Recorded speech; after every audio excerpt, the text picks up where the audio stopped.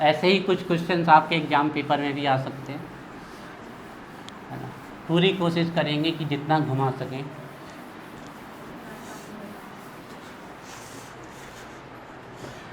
चलिए, गाली हेडिंग देखिए। अब आपको पढ़नी है पीरियोडिक प्रॉपर्टीज। पीरियोडिक प्रॉपर्टी मतलब पीरियोडिक टेबल से कौन कौन सी प्रॉपर्टीज बिलोंग करती है वो आपको पढ़नी है। तो इसमें सबसे पहली पढ़नी है आपको atomic size, that mean atomic radius पढ़नी है आपको। पर किसी एटम की रेडियस कभी नहीं निकाली जा सकती है, तो फिर एटॉमिक रेडियस कैसे निकाली जाती है वो हम आपको अभी सिखाते हैं। इसके बाद आपको पढ़ना है ionization energy, then electron negativity, then electron affinity and electron gain enthalpy. ये 4 मोस्ट पॉपुलर आपकी पीरियोडिक प्रॉपर्टी हैं। और जब ये 4 प्रॉपर्टी पढ़ोगे तो एक बहुत ही इम्पॉर्टेंट इफेक्ट लगेगा, वो इफेक्ट भी आपको आना चाहिए। तो वेरी वेरी इंपॉर्टेंट है आपका, डालिए हेडिंग स्क्रीनिंग इफेक्ट।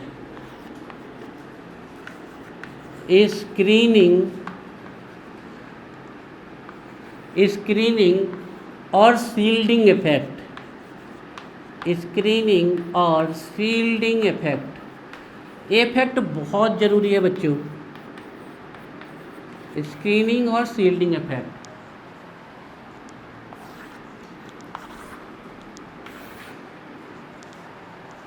स्क्रीनिंग और शील्डिंग इफेक्ट। अब ये इफेक्ट आपका तब तक चलता रहेगा जब भी आप इनऑर्गेनिक केमिस्ट्री पढ़ोगे। Ionization energy, electronegativity, electron gain enthalpy और स्क्रीनिंग इफेक्ट, ये आपको हमेशा मिलेंगे। हर कुछ इनका उपयोग इनऑर्गेनिक केमिस्ट्री में 50% है, हर जगह मिल जाता है आपको ये। अब स्क्रीनिंग इफेक्ट और शील्डिंग क्या होता है? स्क्रीन से मतलब हम समझ सकते हैं कोई सतह, और शील्ड से हम समझ सकते हैं कोई रक्षा कवच। शील्ड कोई ढांचा, कोई रक्षा कवच शील्डिंग कर रही है हमारी, और स्क्रीन से हम समझ सकते हैं कोई सतह।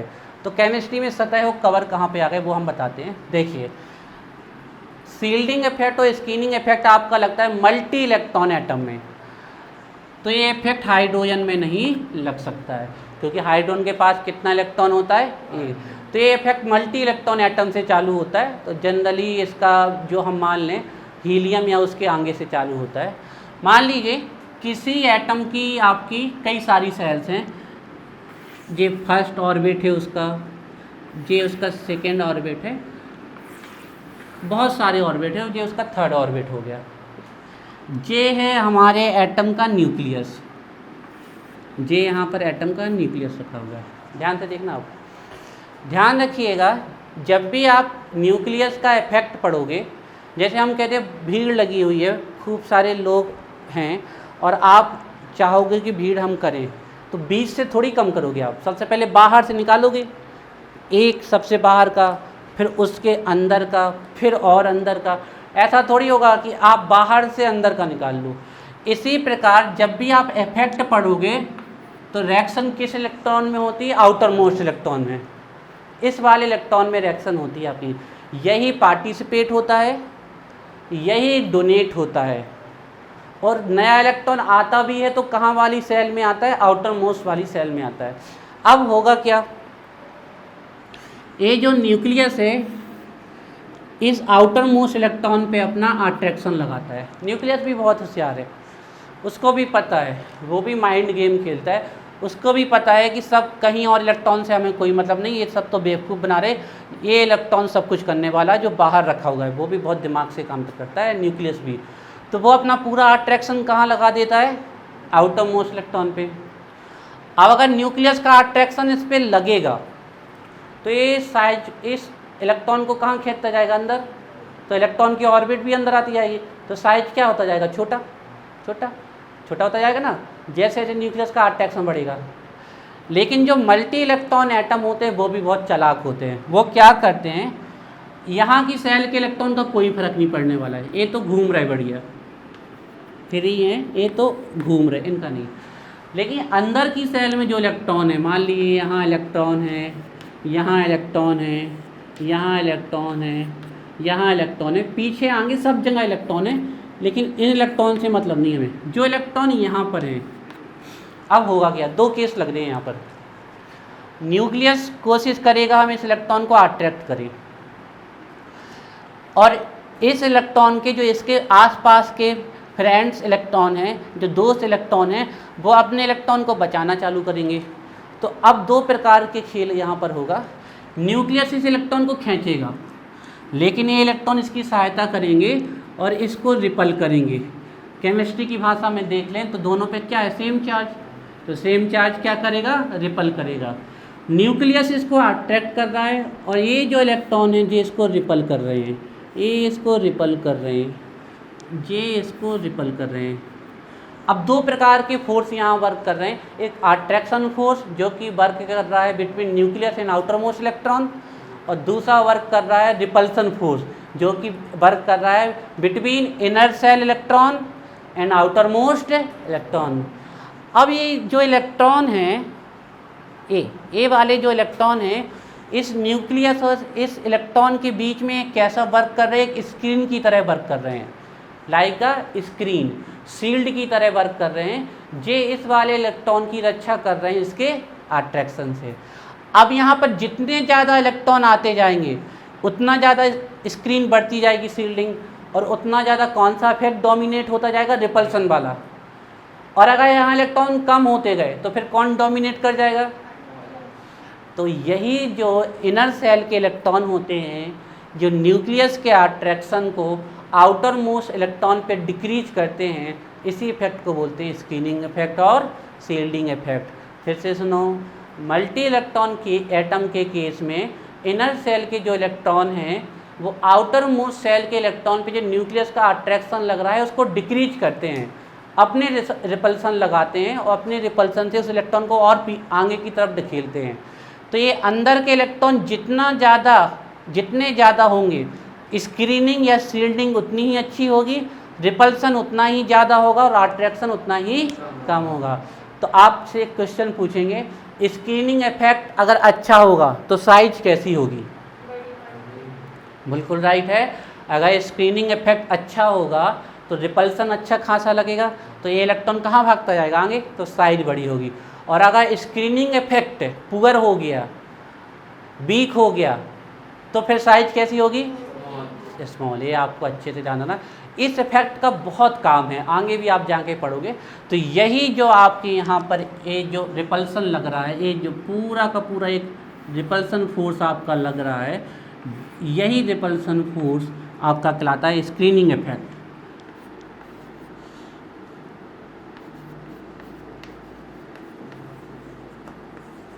इस छोटे से डायग्राम को आप लोग बना लीजिए और फिर हम इसकी लैंग्वेज लिखवा देते हैं।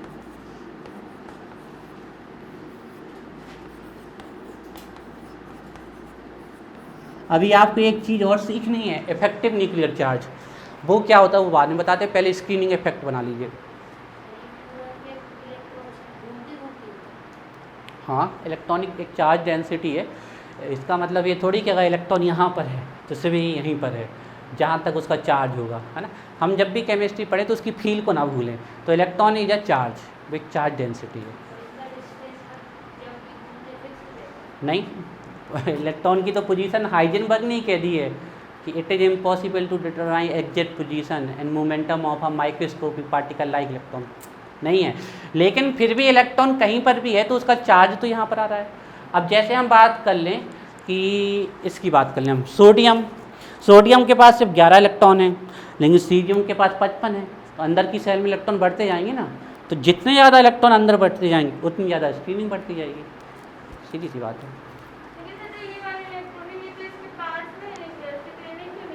हमने बताया है ना, अब ऐसा होता नहीं है, लेकिन आपको केमिस्ट्री समझाने के लिए हमने आपको बताया ना कि न्यूक्लियस भी बहुत चालाक है, वो जानता है कि ये इलेक्ट्रॉन तो सिर्फ ऐसे ही है, सब काम किसको करना है, आउटम। इसको व्यवहारिक रूप से समझ लीजिए कि ये भी चालाक है, ये भी जानता है कि सब कुछ इसी से होना है, डोनेटिंग भी यहीं होनी है, गेनिंग भी यहीं होनी है, शेयरिंग भी यहीं पर होनी है। तो वो भी अपने टारगेट पे हिट करता है सीधे। नहीं, घटती बढ़ती नहीं रहती, स्क्रीनिंग इफेक्ट एक बार लग गया, फिर या तो पर्टिकुलर आपका स्क्रीनिंग इफेक्ट कम हो गया तो उतना कम हो गया, घटेगा बढ़ेगा तब जब इलेक्ट्रॉन अंदर आएंगे या इलेक्ट्रॉन बाहर जाएंगे, उसके पहले वो कांस्टेंट रहेगा। हाँ, तो जब कम अरे तो ये वाला इलेक्ट्रॉन यहाँ आएगा तो ये भी तो यहाँ आएगा। Equal distance. हाँ, एक हर चीज़, किसी भी चीज़ में जब तक आप उसको डिस्टर्ब ना करो, हर एक चीज़ कांस्टेंट है। अगर एक चीज़ अपनी पोजीशन चेंज करेगी तो दूसरी चीज़ उसी पोजीशन पे आ जाएगी आपकी। तो हर एक चीज़ वहाँ पर आपकी फिक्स्ड है। अब हमारे यहाँ रात हुई तो वहाँ दिन हुआ, वहाँ दिन होगा तो हमारे यहाँ रात होगी, सीधी बात है। हमारे यहाँ दिन होगा तो वहाँ रात, तो हर चीज़ कांस्टेंट है, फिक्स्ड है। ये वाला इलेक्ट्रॉन घूम के यहाँ आएगा तो तब तक ये वाला यहाँ आ जाएगा, ये वाला घूम के यहाँ आएगा तब तक ये यहाँ आ जाएगा, ये वाला घूम के यहाँ आएगा तब तक ये यहाँ आ जाएगा, सब फिक्स्ड है एटम में। जैसे अर्थ अपना ऑर्बिट नहीं छोड़ सकती, बिल्कुल फिक्स है, और उसका एक्सियल रोटेशन भी फिक्स है। 24 आवर का उसका एक्सियल रोटेशन होता है, जिसमें एक बार दिन और एक बार रात आती है। और 1 ईयर का उसका सर्कुलर रोटेशन होता है, जिससे नया साल आता है। सर्कुलर रोटेशन वो किसके अराउंड करता है? Around sun. और एक्सियल रोटेशन कहाँ करता है? वो अपनी एक्सिस पे करता है। तो बिल्कुल फिक्स्ड है भाई।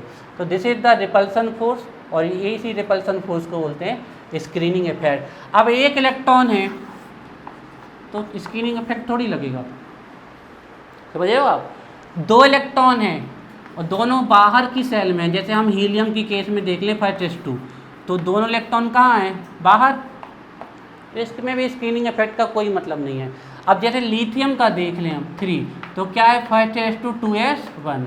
अब यहाँ पर ये मान लीजिए ये वाली है 1s और ये है 2s, फर्स्ट तो यही होगी ना।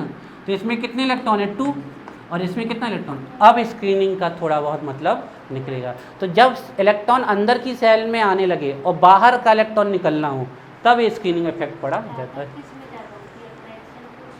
ये डिपेंड करता है कि क्या ज़्यादा है। अगर एकदम से, जैसे कि हम बात करें यहाँ से, अगर हम यहाँ 3 से 11 पे आते हैं तो सिर्फ आपकी यहाँ पर हम कह सकते हैं 8 इलेक्ट्रॉन इंक्रीज हुए। जब 11 से 19 पे आते हैं तो फिर 8 इंक्रीज हुए। लेकिन अब 19 से जब 37 पे आए तो डायरेक्ट 18 इलेक्ट्रॉन इंक्रीज हुए, और 37 से डायरेक्ट 55 पे आए तो फिर 18, और यहाँ पर बहुत ज़्यादा। तो ये देखा जाएगा कि इफेक्ट अंदर कौन सा इफेक्ट डोमिनेट कर रहा है, इनर सेल में इलेक्ट्रॉन आ रहे हैं कि क्या। और जितने भी आपके क्वेश्चन है ना, ये सभी क्वेश्चन का आंसर धीरे धीरे करके हम देते जाएंगे।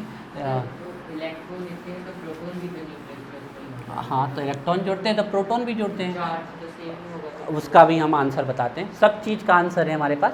थोड़ा इसको लिख लो, समझ लो, फिर हम जब ग्रुप ऑफ पीरियड में आते हैं तो आपको बताते हैं कि इलेक्ट्रॉन बढ़ते हैं तो प्रोटॉन भी बढ़ते हैं। तो फिर नल एंड अवॉइड की सिचुएशन बननी चाहिए, मतलब पॉजिटिव और नेगेटिव चार्ज कैंसिल हो जाना चाहिए।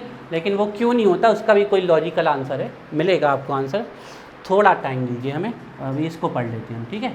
स्क्रीनिंग इफेक्ट और शील्डिंग इफेक्ट लिखिए।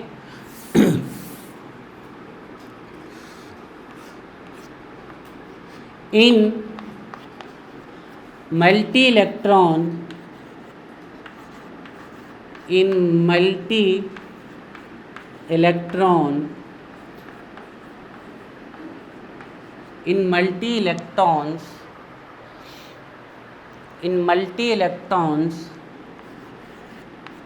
atom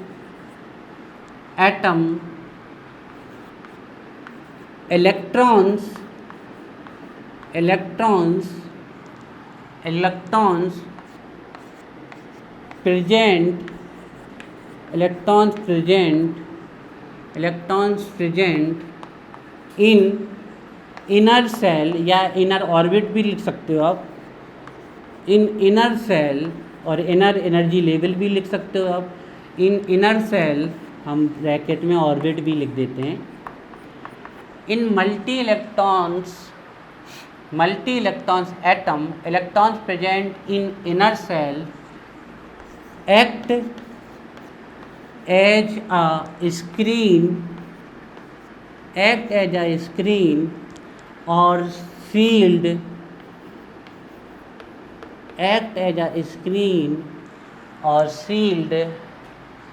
between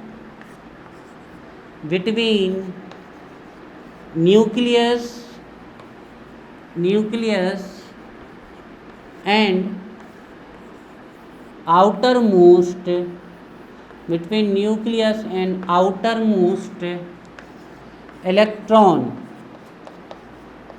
between nucleus and outermost electron. As a result,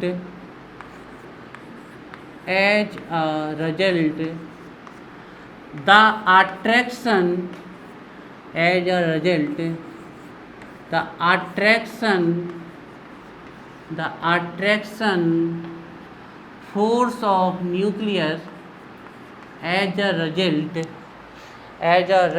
the attraction force of nucleus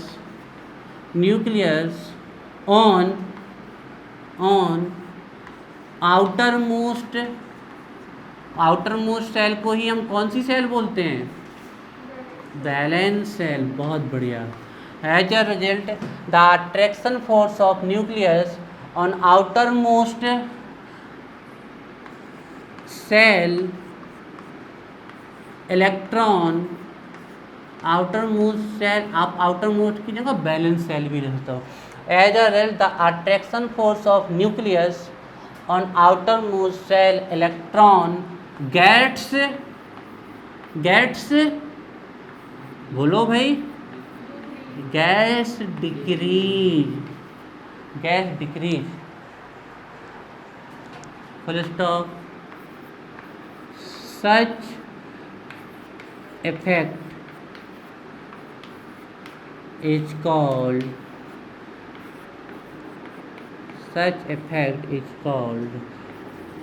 screening or shielding effect.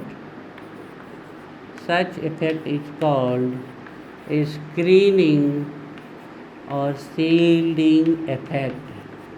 ये बहुत ही इम्पोर्टेंट इफेक्ट है भाई। सच इफेक्ट इज कॉल्ड स्क्रीनिंग और शील्डिंग इफेक्ट। तो आपको अपने दिमाग में क्या ध्यान रखना है कि शील्डिंग इफेक्ट कौन से फोर्स को डिक्रीज करता है? अट्रैक्शन फोर्स को। ठीक है, इससे आपकी सभी चीज़ें सॉल्व हो जाएंगी, ionization energy, electronegativity, electron affinity, सब। अब हम इसको एक बार आपको यहाँ से समझा देते हैं। In multi electron atom electrons present in inner shell act as a screen, एक स्क्रीन की तरह वर्क करते हैं between nucleus and outermost electron. As a result the attraction of nucleus on outermost electron get decrease. यही nucleus के attraction का outermost electron पे decrease हो जाना ही क्या कहलाता है? हमारा स्क्रीनिंग इफेक्ट और शील्डिंग इफेक्ट। डायग्राम बन गया था आप लोगों को? ठीक है, कुछ चीज़ें और बताते हैं। यहाँ से आपको इफेक्टिव न्यूक्लियर चार्ज भी पता होना चाहिए। 2 नंबर में डेफिनेशन आ जाती है ना, तो याद रखिएगा इसको।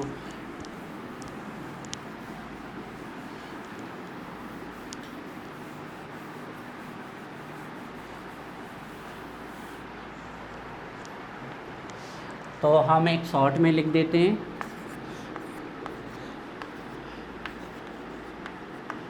जो स्क्रीनिंग इफेक्ट है इसको हम एक वर्ड में क्या डिफाइन कर सकते हैं? स्क्रीनिंग इफेक्ट इक्वल होता है इंटर इलेक्ट्रॉनिक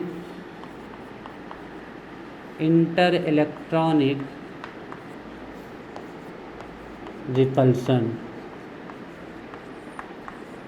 जी एक लाइन में स्क्रीनिंग इफेक्ट को हमने आपको बताया है। स्क्रीनिंग इफेक्ट मीन्स होता है इंटर इलेक्ट्रॉनिक रिपल्सन। इंटरनेशनल में जानते हो, टीमों के बीच में होता है। इसी प्रकार इंटर इलेक्ट्रॉनिक रिपल्सन किसके बीच में होगा? इलेक्ट्रॉनों के बीच में। तो ये जो इलेक्ट्रॉनों के बीच में जो रिपल्सन लगता है, ये जो रिपल्सन लगता है इलेक्ट्रॉनों के बीच में, इसी रिपल्सन को हम क्या बोलते हैं?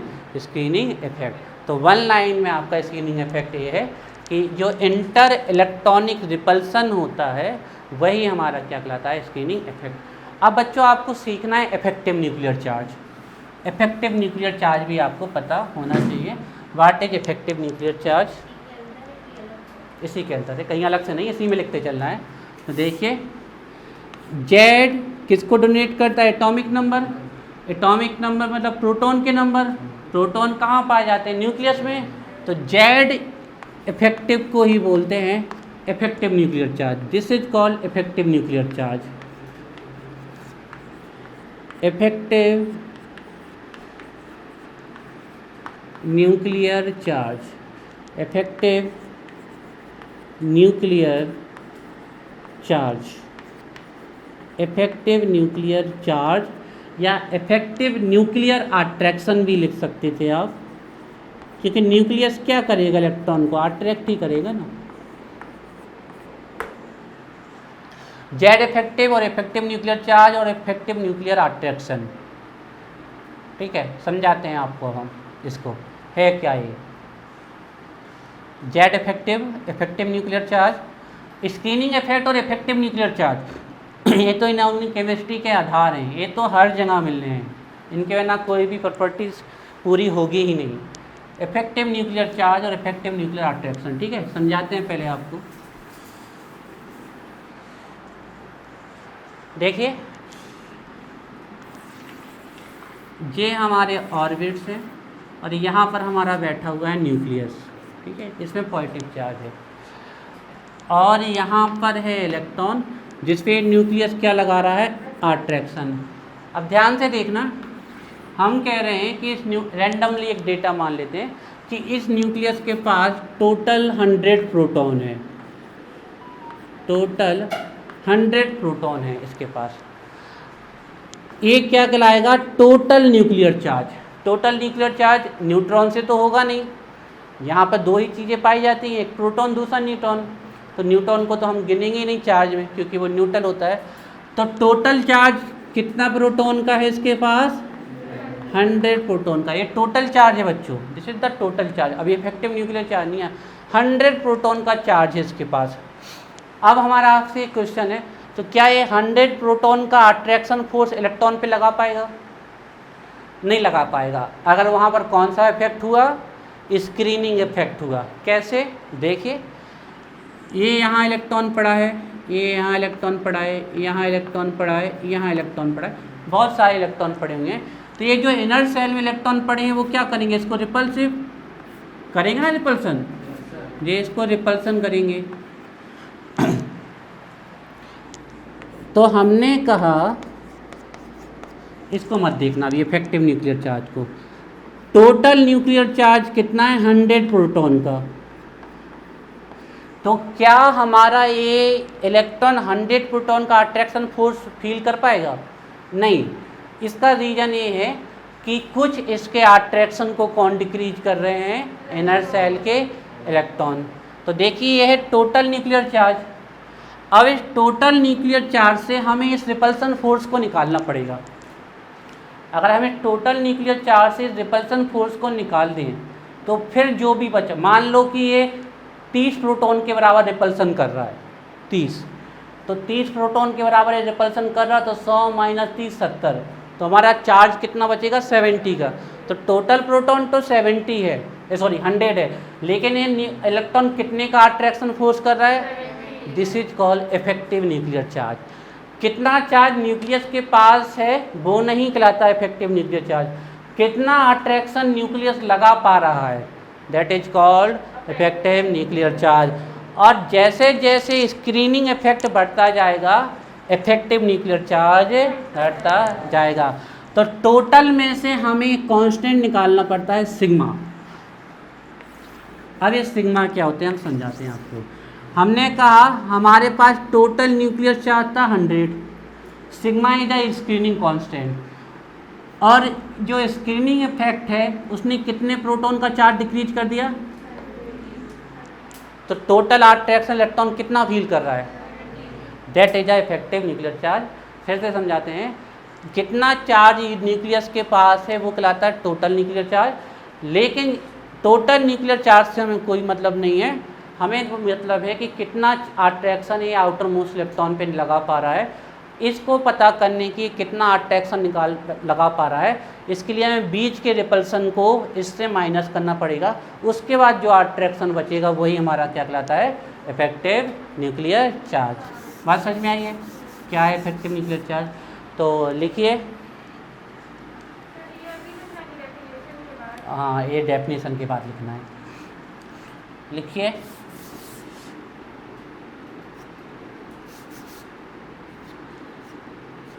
Exact attraction exact attraction feels by exact attraction feels by outermost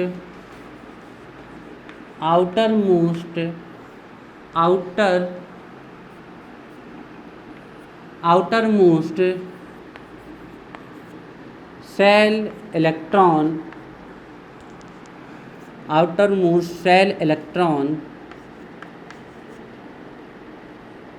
is known as effective nuclear charge या effective nuclear attraction is known as effective nuclear charge। इस फॉर्मूले को लिख लीजिए, ये है इफेक्टिव न्यूक्लियर चार्ज का फॉर्मूला। ठीक है, डायग्राम तो पहले ही हम आप बना चुके हैं, इसकी कोई ज़रूरत नहीं। सिग्मा स्कैनिंग कांस्टेंट बेटा, इसकी वैल्यू एक्सपेरिमेंट से आती है, इसकी वैल्यू कभी हम इलेक्ट्रॉन को काउंट करके नहीं बता सकते, वो मैथ में नहीं कर रहे हैं बात। यहाँ पर सिग्मा नहीं, तुम कोई भी दे दो, एक फाई दे दो, थीटा दे दो, एक ग्रीक सिंबल देना है हमें, सिर्फ एक कांस्टेंट है जो कि कौन सा कांस्टेंट लाता है, स्कैनिंग कांस्टेंट, और इसकी वैल्यू एक्सपेरिमेंट से निकलती है, एज अ सिंबल ले रहे हैं हम इसको। सिग्मा होता है स्कैनिंग कांस्टेंट।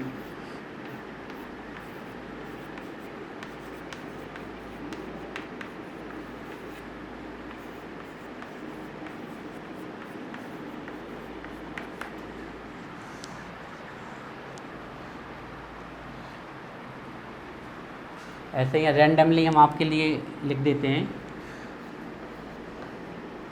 कि 100, सिर्फ समझने के लिए 100 प्रोटॉन का चार्ज है, तो यहाँ से ये जो सिग्मा है 30 प्रोटॉन के चार्ज को कैंसिल कर रहा है। एक रैंडमली ऐसे ही सिर्फ समझने के लिए लिख रहे हैं, इसके हाथ पांव कुछ भी नहीं है, एक हम अपना ही ऐसे ही लिख रहे हैं। तो टोटल एक्चुअल चार्ज क्या बचा, this is the effective nuclear charge, this is the effective nuclear charge. Total attraction से मतलब नहीं है, कितना लग रहा है उससे मतलब है। हाँ, कहीं इसको सॉल्व वॉल्व नहीं करना पड़ता, बन जाएगा। Scanning effect clear. चले आगे डालिए heading, periodic properties of periodic table.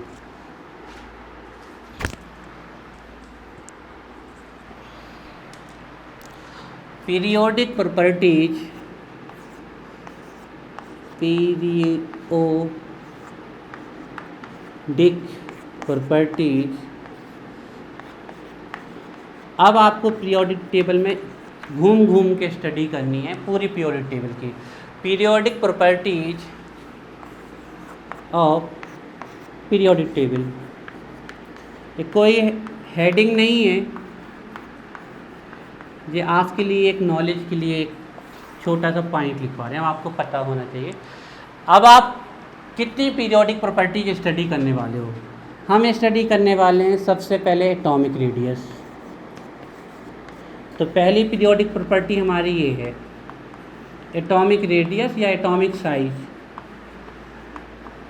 और एटॉमिक रेडियस निकालना ऑलमोस्ट इम्पॉसिबल है, तो इसको निकाला जाता है with the help of covalent radius, with the help of metallic radius, with the help of van der Waals radius, है ना। ये सभी डिटेल में लिखने वाले हैं अभी हम, ये तो ऐसे ही हम एक फ्लो चार्ट टाइप का बना रहे हैं।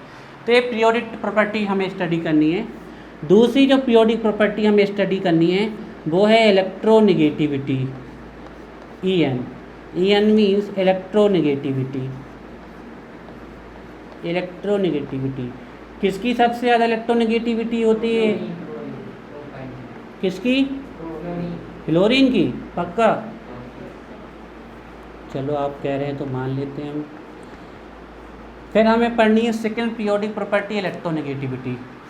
थर्ड पीरियोडिक प्रॉपर्टी हमें पढ़नी है आपकी, इसमें से कोई पहला, कोई सेकंड, कोई थर्ड नहीं है, चाहे जब हम जौन सी पढ़ा दें, सब अपना एक आइसोलेटेड टॉपिक।